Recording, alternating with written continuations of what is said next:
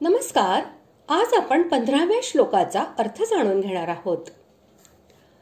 वरील प्रकारे हर्ष व आश्चर्य यामुळे चकित झालेला अर्जुन आता भगवंतांच्या विश्वरूपामध्ये दिसणाऱ्या दृश्यांचे वर्णन करीत त्या विश्वरूपाचे स्तवन करीत आहे.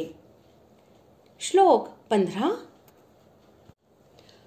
अर्जुन उवाच पश्यामि देवांस्तव देवदेहे सर्वांस्तथा भूतविशेषसङ्घान् ब्रह्माणमीशं कमलासनस्थ ऋषींश्च सर्वानुरगांश्च दिव्यान्.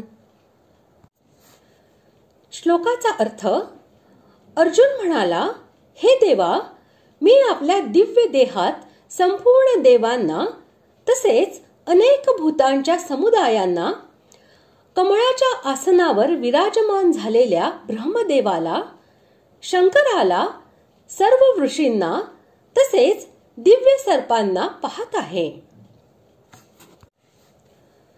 भगवंताचे तेजोमय अद्भुत रूप पाहून अर्जुनाला त्यांच्याबद्दल श्रद्धा भक्तियुक्त असा जो अत्यंत पूज्य भाव झाला होता तो दाखविण्यासाठी येथे देव या संबोधनाचा प्रयोग केलेला आहे.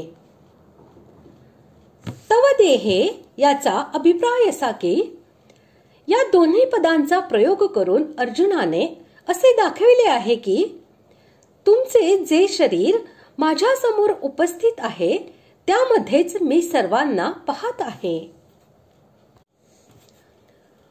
अर्जुनाची भगवंताकडून मिळालेली दिव्य दृष्टी इतकी विलक्षण आहे की त्यांना देवलोकही समोर दिसत आहे. एवढेच नव्हे तर त्यांना सर्व त्रैलोक्य दिसत आहे. केवळ त्रैलोक्यच नव्हे तर त्रैलोक्याचे उत्पादक म्हणजे ब्रह्मदेव, पालक विष्णू आणि संहारक महेश ही प्रत्यक्ष दिसत आहेत. म्हणून अर्जुन वर्णन करत आहे की मी संपूर्ण देवांना, प्राण्यांच्या समुदायांना आणि ब्रह्मदेव तसेच शंकरांना पाहत आहे. अर्जुन म्हणतात की मी कमळावर स्थित असलेल्या ब्रह्मदेवाला पाहत आहे. यावरून सिद्ध होते की अर्जुन कमळाच्या दांडीला आणि दांडीचे उद्गमस्थान अर्थात मूळ आधार असलेल्या भगवान विष्णूलाही पाहत आहे.